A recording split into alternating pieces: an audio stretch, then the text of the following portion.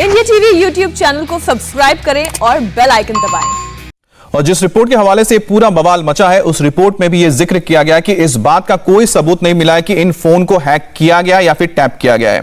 किसी ने इस बात के प्रमाण नहीं दिए कि इन लोगों के फोन की बातचीत को किसी ने सुना या किसी ने इसे रिकॉर्ड किया गया है। जब सवाल पूछे गए तो कहा गया कि जिन लोगों के नाम है वो इंडिकेटिव है, सांकेतिक है और वो पोटेंशियली टारगेट है, यानी भविष्य में उन्हें निशाना बनाया जा सकता है। अब सवाल यह है कि क्या यह सिर्फ डेटाबेस है या वाकई में फोन की हैकिंग हुई है? इस सवाल का विपक्ष के पास कोई जवाब नहीं था। विपक्ष सिर्फ बीजेपी को भारतीय जासूस पार्टी बोल रहा है।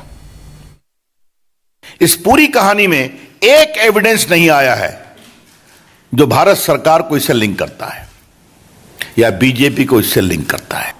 यह सवाल इसलिए जरूरी है कि दुनिया डिजिटल दुनिया है, तो दुनिया में बहुत सारे डेटाबेस हैं, लाखों में है, हजारों में है। तो जब तक आप उस डाटा का कोई एविडेंस नहीं देंगे भारत से लिंक करते हुए, तो आप निष्कर्ष कैसे निकालेंगे? ये आरोप कैसे लगाएंगे आप?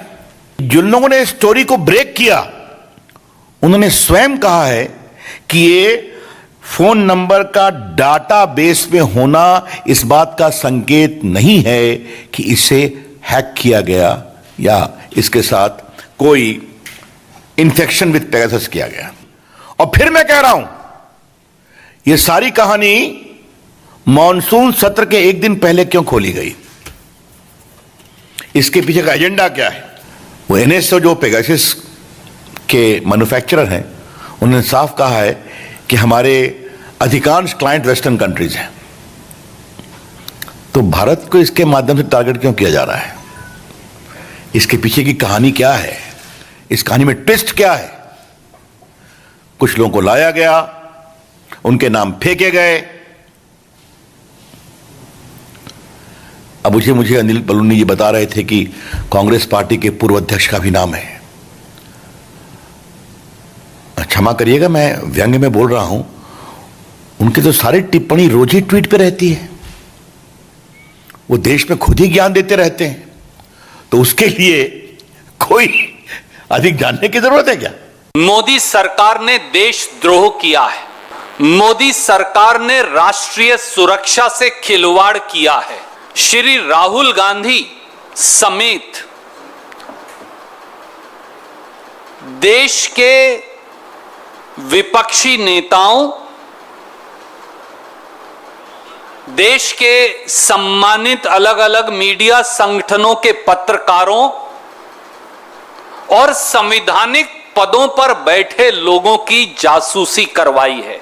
भारतीय जनता पार्टी का नाम बदलकर अब भारतीय जासूस पार्टी रख देना चाहिए।